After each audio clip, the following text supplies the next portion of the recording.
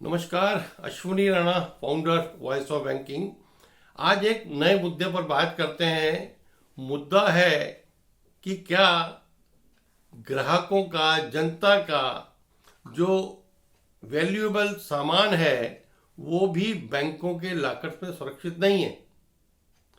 अभी 2 दिन की पहले की घटना, लखनऊ के अंदर एक बैंक के अंदर डकैतों ने, चोरों ने 43 लॉकर तोड़कर सारा सामान जो है वो चोरी कर लिया।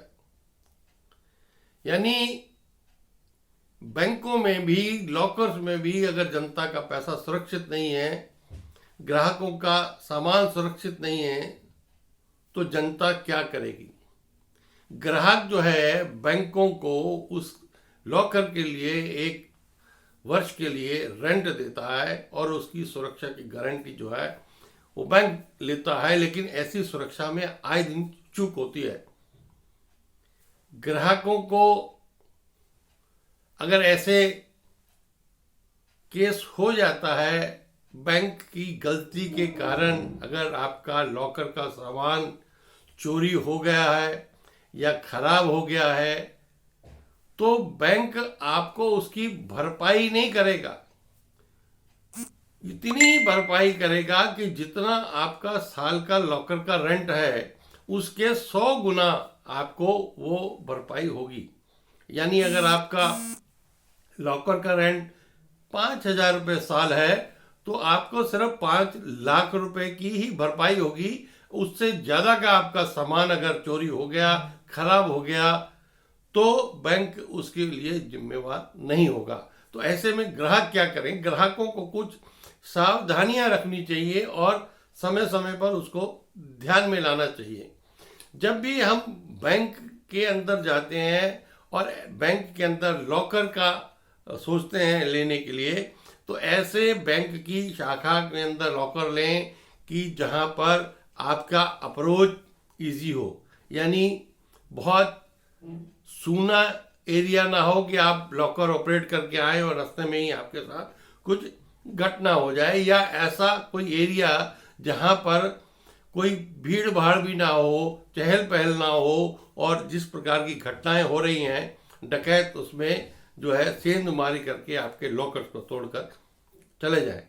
उसके साथ साथ जब भी आप लॉकर ऑपरेट करने जाते हैं तो सामान जो आपने उस समय बैंक के लॉकर में रखा है उसकी एक पिक्चर अपने मोबाइल से क्लिक कर लें, उसकी एक लिस्ट बना लें, ताकि आपके पास पता रहे कि आपने कितना सामान उसके अंदर वहाँ रखा हुआ है।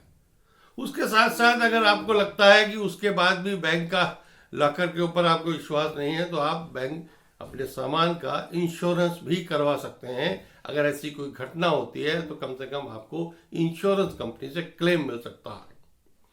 लेकिन ये तो ग्राहकों की सावधानियां हो गई। बैंकों को भी बहुत सी सावधानियों की जरूरत है कि बैंक ऐसे जगह पर क्यों लॉकर्स की व्यवस्था करता है कि जहां आसपास ऐसा क्षेत्र है कि वहां पर सेंधमारी हो सकती है।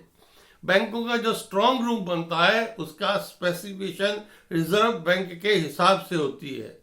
तो क्या वो स्पेसिफिकेशन जो थी उसमें कहीं त्रुटि रह गई तो उन लोगों के अगेंस्ट कोई कार्रवाई बैंक ने की, या जिस ठेकेदार ने वो काम किया उसने कहीं कमी छोड़ी, उसके अगेंस्ट कोई बैंक ने कार्रवाई की, ऐसा अगर नहीं होगा तो ये घटनाएं बढ़ती रहेंगी।